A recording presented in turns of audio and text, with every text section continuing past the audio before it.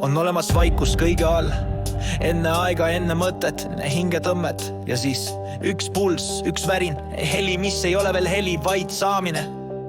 See on muusika, muusikat ei tehta, seda ilmutatakse. See sünnib siis, kui vaikus avab oma silmad ja ütleb: ma olen valmis tundma. Muusika on vibratsioon, aga see on ka mälestus, see on südamelöök, see on ruumihing, kes otsustab veidi liikuda. Keel tõmmatakse, hingetõmme tehakse, elu tabatakse, rind avaneb. See on nähtamatu, mis saab nähtavaks, ilma et seda kunagi nähakse. Mis on muusika?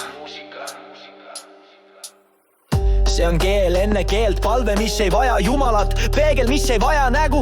See on emotsiooni ema ja vaikuse laps. Kui sa nutad muusika saatel, ei liiguta sind mitte meloodia, vaid tõde, mida see julgeb puudutada.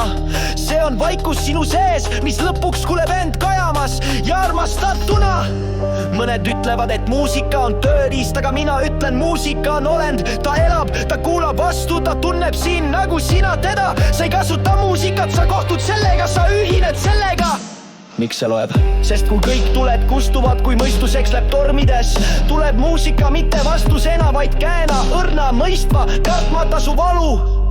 Muusika ei ole meelelahutus, see on odav nimi pühale asjale. See ei ole tähelepanu kõrvale juhtimine, see on meenutamine. Sa ei põgene muusikasse, sa saabud. Iga noot on tilk ookeanist, mida sa unustasid, et oled pärit sealt.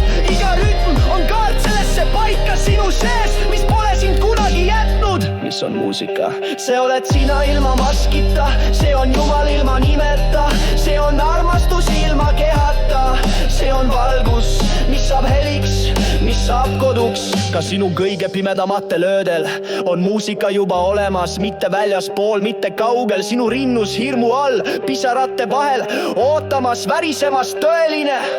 Muusika on tähtede nutulaul, kuus osin aatomite tants ja sinu hingelaul, kes igatseb olla mäletatud. Ja kui maailm unustab, kes ta on, kui sina unustad, kes oled sina, muusika mäletab.